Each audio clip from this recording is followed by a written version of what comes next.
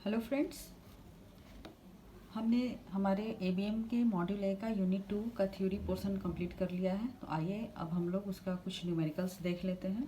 हमारा supply and demand था chapter का नाम। तो क्वेश्चन नंबर 1 देखते हैं। When price of commodity falls from 40 per unit to 32 per unit, the quantity supplied falls by 30%। Calculate price elasticity of supply. Friends, price elasticity of supply का जो formula होता है वो है percent change is quantity supplied divided by percent change in price. इसको आप short में ऐसे याद रखिएगा, Q बाई पी, क्वांटिटी ऊपर में और P फॉर प्राइस नीचे में। Percent change in quantity supplied, पहले हम परसेंट चेंज निकालेंगे क्वांटिटी सप्लाइड, क्योंकि यहाँ दिया हुआ है कि ये प्राइस की जो when price of commodity falls from 40 per unit to 32 per unit, the quantity supplied falls by 30%.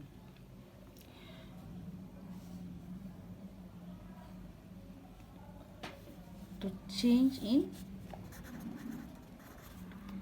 Percent change in price हमारा हो जाएगा 40 minus 32 divided by 40 multiplied by 100।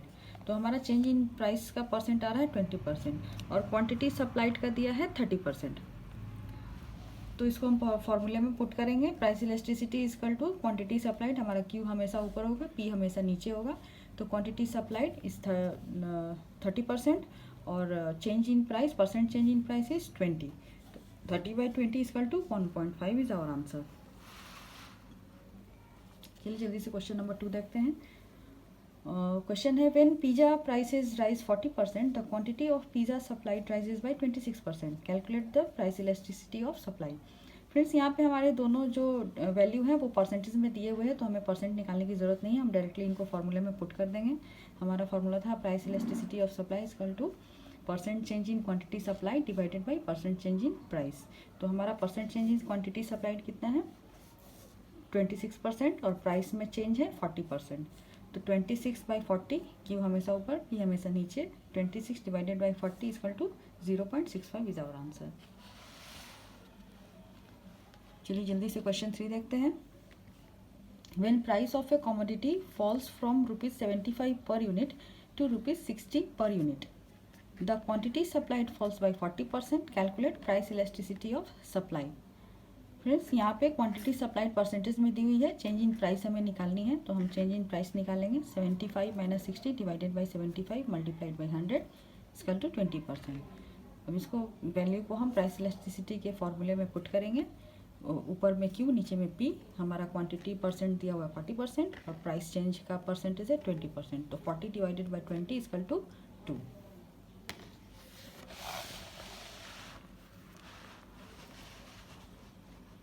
चलिए देखते हैं क्वेश्चन। अगला क्वेश्चन हमारा, at ₹100 demand for apple is 5 kg।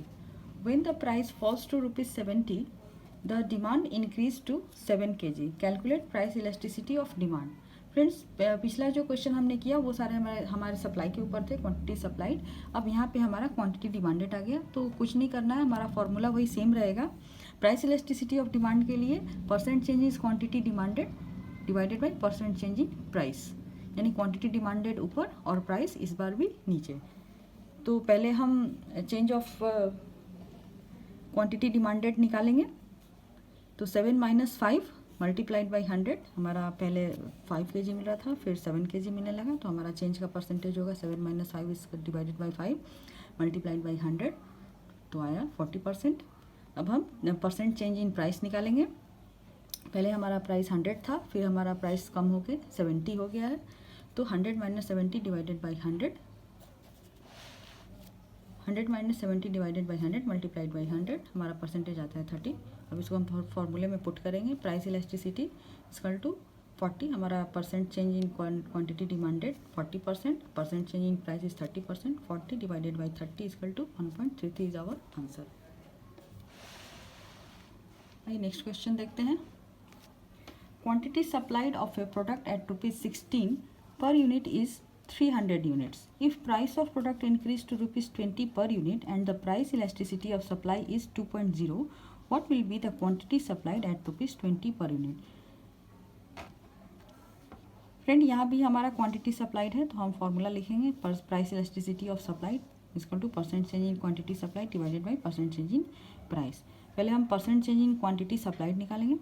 तो percent change in quantity supplied के लिए फ्रेंड्स हमारा यहाँ देखिए क्वांटिटी सप्लाइड दे रहा है ₹16 पे 300 और ₹20 पे हमें what will be the quantity supplied ये हमें निकालनी है। तो हम इसका वैल्यू x ले लेते हैं और इसे हम परसेंटेज में पहले निकालते हैं। x minus 300 divided by 300 multiply by 100 0 0 cancel x minus 300 divided by 3। फिर हम परसेंट चेंज इन प्राइस निकालेंगे। पहले हमारा प्राइस कितना था 16 रुपीज़, फिर हमारा प्राइस हो गया 20 रुपीज़ इंक्रीज़ होकर के। तो हम प्राइस चेंज निकालेंगे, परसेंट ऑफ प्राइस चेंज। तो percent of change in price equal to 20 minus 16 divided by 16 multiplied by 100 equal to 25%। अब हम इसको फॉर्मूला में पुट करेंगे। हमारा प्राइस इलास्टिसिटी ऑफ सप्लाई दिया हुआ है 2.0। इसको हम फॉर्मूले में पुट करेंगे 2.0 x माइनस 300 बाई 3 जो हमारा यहाँ पे आया था x minus 300 by 3 divided by 25। अभी फ्रेंड्स यहाँ 25 है तो ये इस साइड जाने से इसके मल्टीप्लिकेशन में हो जाएगा। तो 2.0 into 25 equal to x minus 300 by 3। Again जो 3 डिवाइडेड में है वो इधर आने से मल्टीप्लाई में हो जाएगा। तो 2 into 25 multiplied by 3 equal to x minus 300। अभी ये 300 इधर आएगा तो प्लस में हो जाएगा, तो इसलिए x की वैल्यू होगी 25 into 2 into 3 equal to 150 plus 300 add करने से 450 इज़ आवर आंसर।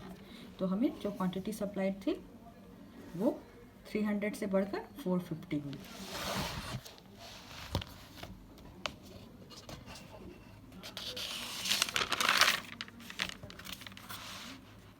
फ्रेंड्स अब हम इस पर एक केस स्टडीज देखेंगे। Find below information and answer the question based on this information. एक यहाँ पे एक चार्ट दी हुई है, यहाँ पे टाइप्स ऑफ एप्पल दिए हुए हैं ABCDE, उसकी प्राइस दी हुई है 500, 400, 300, 200, 100 और डिमांडेड क्वांटिटी है और यहाँ सप्लाइड क्वांटिटी है।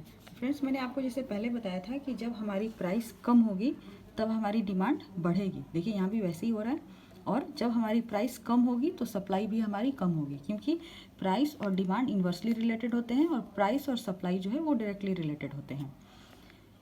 तो अभी यहाँ से हमें स्टेट ऑफ मार्केट निकालना है। स्टेट ऑफ मार्केट हम पहले निकाल लेते हैं। अब देखिए यहाँ पे 500 रुपीज़ प्राइस पे हमारी डिमांड 20 की है और हमें सप्लाई कितनी मिल रही है 26। तो हमें ज़रूरत है 20 की और हमें मिल रहा है 26। तो इसका मतलब हमारे पास एक्स्ट्रा स्टॉक हो गया। तो ये हमारा मार्केट का स्टेटस क्या हो जाएगा, हमारे पास सरप्लस हो गया। अब जब हमारे पास सरप्लस है स्टॉक तो इसका प्राइस पे क्या इफेक्ट पड़ेगा। नॉर्मली है कि हमारा प्राइस जो है वो डाउनवर्ड जाएगा। ठीक वैसे यहाँ पे 400 प्राइस पे डिमांड 35 की है और सप्लाई 40 है। यहाँ भी हमारा 5 सरप्लस है तो ये भी हमारा सरप्लस हो जाएगा और प्राइस हमारा डाउनवर्ड। अब 300 पे डिमांड भी 50 की है और सप्लाई भी 50 की है। तो इसका मतलब क्या है, ये हमारा इक्विलिब्रियम पॉइंट है। तो इससे प्राइस के ऊपर क्या इफेक्ट होगा, इससे प्राइस के ऊपर कोई इफेक्ट नहीं होगा। प्राइस जो है हमारी न्यूट्रल रहेगी। अब 200 प्राइस पे हमारी डिमांड 100 की हो रही है और हमें सप्लाई 80 मिल रहा है। मतलब हमें ज़रूरत 100 की है और हमें मिल कितना रहा है, सिर्फ 80 मिल रहा है। तो इसका मतलब यहाँ पे हमारे 20 की कमी हो रही है। तो मार्केट का स्टेटस क्या होगा, अब मार्केट में स्टॉक की कमी हो रही है तो ये हमारा शॉर्टेज ऑफ स्टॉक हुआ। अब जब शॉर्टेज ऑफ स्टॉक होगी तो नेचुरल है कि प्राइस जो है वो बढ़ेगी। सेम यहाँ पे भी वही हो रहा है, यहाँ भी शॉर्टेज है और अपवर्ड। अब आइए इसके ऊपर कुछ क्वेश्चंस देख लेते हैं। फ्रेंड्स यहाँ क्वेश्चन है what is equilibrium price. Equilibrium price हमारा क्या था, हमारा 300 पे डिमांड भी 50 है और सप्लाई भी 50 है। तो हमारा इक्विलिब्रियम प्राइस कितना हो जाएगा 300। तो हमारा answer will be 300। Next question है for apple type C what is the state of market. ये हमारा एप्पल टाइप सी है। तो एप्पल टाइप सी पे हमारा मार्केट का स्टेटस क्या है, वो इक्विलिब्रियम पॉइंट ऑफ व्यू पे है। तो हमारा स्टेटस क्या हो जाएगा, इक्विलिब्रियम। नेक्स्ट क्वेश्चन देखिए for equilibrium price what is the amount of demand of Apple. Equilibrium price पे जो डिमांडेड एप्पल है उसकी अमाउंट क्या है,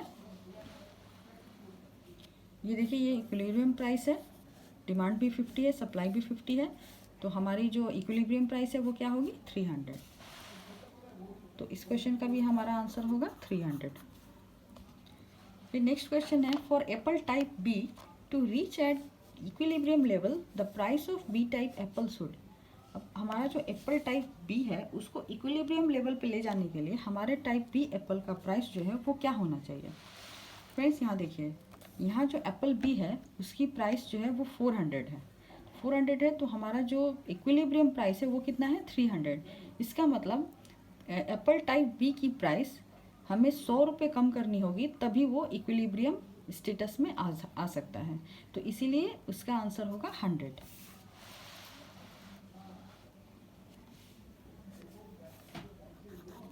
-400 100 = 300। Demand curve and supply curve have dash and dash slope respectively. Friends मैंने आपको पहले ही बताया था कि जो डिमांड कर्व और सप्लाई कर्व है, डिमांड कर्व हमारी ऐसे होती है, जैसे जैसे हमारे प्राइस कम होंगे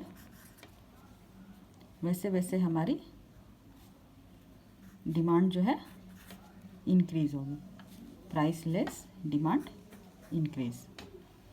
और जो हमारा सप्लाई कर्व है वो हमारा अपवर्ड डायरेक्शन में जाता है, जैसे जैसे हमारे प्राइस इंक्रीज होंगे वैसे वैसे हमारी सप्लाई भी बढ़ती जाएगी, और प्राइस कम होगी तो सप्लाई भी कम होगी। तो demand curve and supply curve have downward and upward slope respectively, downward and upward. तो फ्रेंड्स ये हमारे कुछ केस स्टडीज़ थे सप्लाई एंड डिमांड के ऊपर। आई होप आपको ये वीडियो अच्छा लगा होगा। अगर आपको ये वीडियो अच्छा लगा है तो आप हमारे चैनल को सब्सक्राइब करें, हम बेल आइकन को प्रेस करें और थम्स अप और थम्स डाउन के बटन को प्रेस करके आप हमारे वीडियो को लाइक और डिसलाइक भी कर सकते हैं। नेक्स्ट चैप्टर हम लोग मनी सप्लाई एंड इन्फ्लेशन देखेंगे, वो मैं आपको नेक्स्ट सेशन में बताऊंगी। So keep watching and thank you.